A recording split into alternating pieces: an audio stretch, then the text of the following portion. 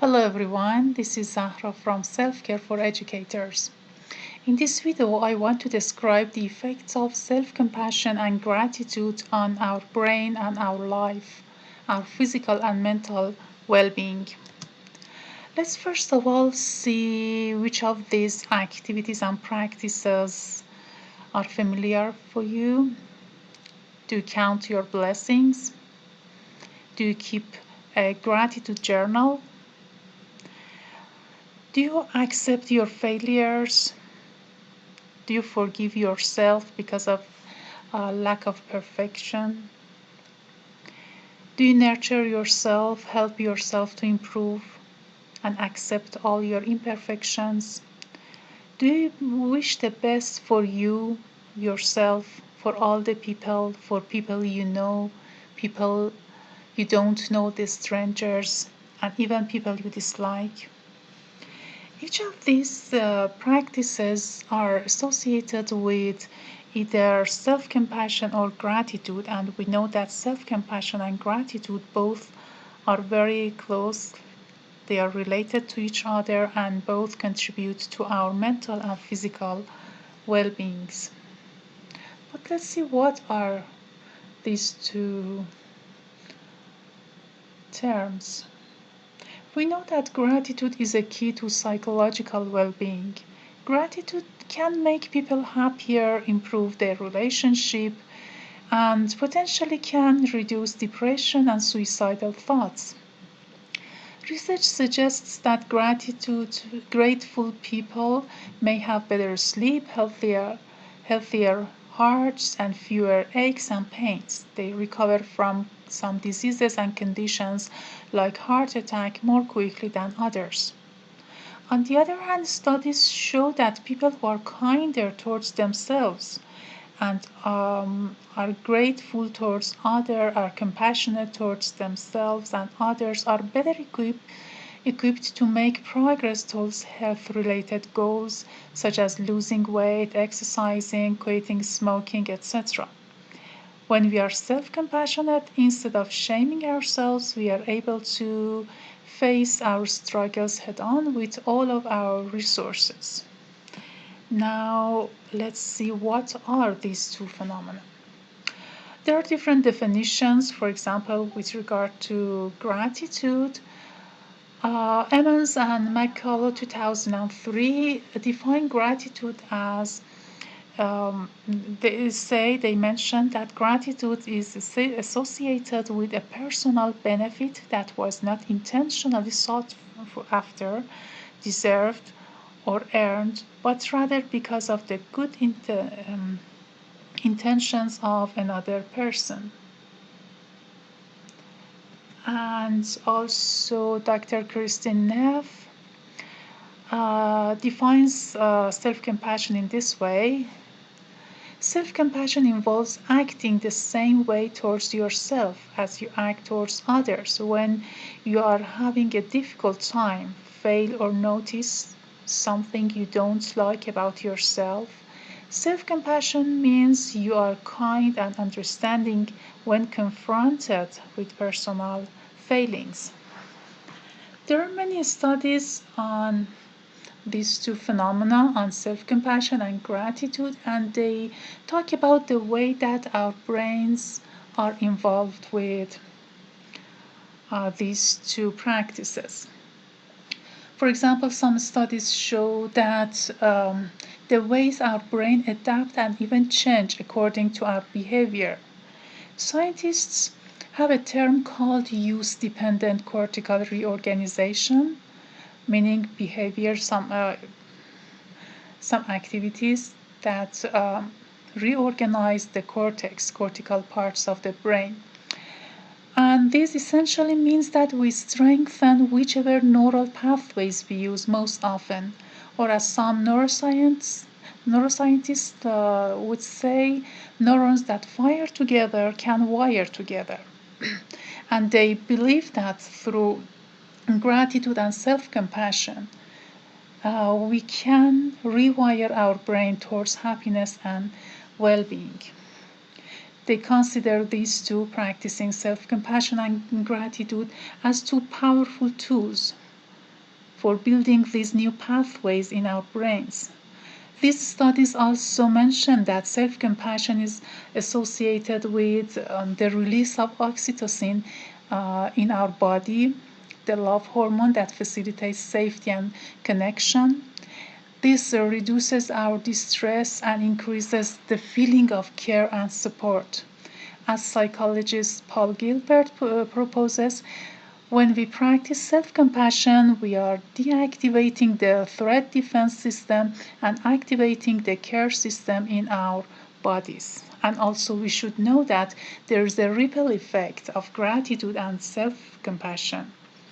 The studies even show that expressing gratitude affects not only the grateful person, but also anyone that witnesses it. When people witness an expression of gratitude, they see that the grateful person is the kind of person who notices when other people do kind things and actually takes the time to acknowledge them. And this means they are good social partners. But let's take a look at other studies on neural connections. There was a study of the effect of gratitude on the brain. People called Mr. Fox, Kaplan, Damasio, and Damasio 2015 conducted this study titled Neural Correlates of Attitude. They exposed the participants with stories of people receiving gift and then asked them to describe the feeling of those people, put themselves in the shoes of those people who received gift and imagine how they would feel. Meanwhile, they were under fMRI system to create a map of the brain centers and brain regions that were activated under the gratitude reflection. They realized, as you see in this image, they realized that these yellow parts are activated, are positively correlated with gratitude, and the blue parts are negatively correlated with gratitude. The yellow parts include moral cognition, these some centers involved with moral cognition, like mid prefrontal cortex, these parts, these yellow parts, and anterior cingulate cortex.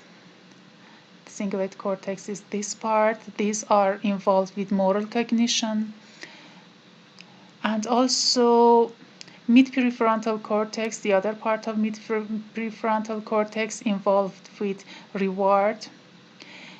The other part, the dorsal part of mid prefrontal cortex, that is a center of brain involved with theory of mind, and also the center involved with basic emotion, that insula is somewhere here around limbic system. They concluded that the activity in these regions have been linked to reward and moral cognitive processes, such as reward from the relief of removing a stressor, subjective value judgments, fairness, economic decision making, and processes of self-reference. And they believe that it is completely justifiable because gratitude is a moral act, so these areas of the brain involved with morality are involved. There are other studies as well. For example, one study talks about the self-compassion and the way that, let's go to the self-compassion part, and the way that the hormone of oxytocin is, as I mentioned, released in that. And then let's see how the author, the Shana Shapiro, author of the book Good Morning, I Love You, Mindfulness and Self-Compassion Practices to Rewire the Brain for Calm, Clarity and Joy, proposes self-compassion practice. She suggests that we can be involved in a self-compassion practice that is divided into three major components of mindfulness, kindness, and common humanity. She mentions that we should begin by sitting quietly and allowing our attention to rest on the natural flow of our breath, rising and falling of our body. And for the component of mindfulness, she suggests that we all have something that we are struggling with. Gently ask yourself what pain or difficulty needs my attention. Listen to whatever arises. Stay with your direct experience in the body. Gently label any emotions that arise: sadness, fear, frustration. Stay open, non judgmental, and curious. Next component is the kindness. We should imagine what you might say to a dear friend facing a similar challenge as you. How might you care for your friends? What might you say? How might you support and encourage her? Finally, for the common humanity component, remind yourself how natural it is for hard times to arise for all of us. Reflect on all the other people in the world who might be in a similar situation right now. Offer a compassion to yourself and all the people who are struggling with those problems right now. When you are finished, take a moment to think about yourself for dedicating this time to cultivating pathways of self-compassion. Feel the wholesomeness of this practice and trust the seeds that you have planted. They will continue to grow and blossom. Self-compassion, after all, is not a quick fix. It takes strength, courage, and faith. The key is to rest in the comfort of this universal truth, as you can be your own inner ally. I hope you have found this practice and these research reports useful. Thank you so much for your attention. I will share the references on the website as well. And for now, I wish you a good time. Have a nice time and goodbye.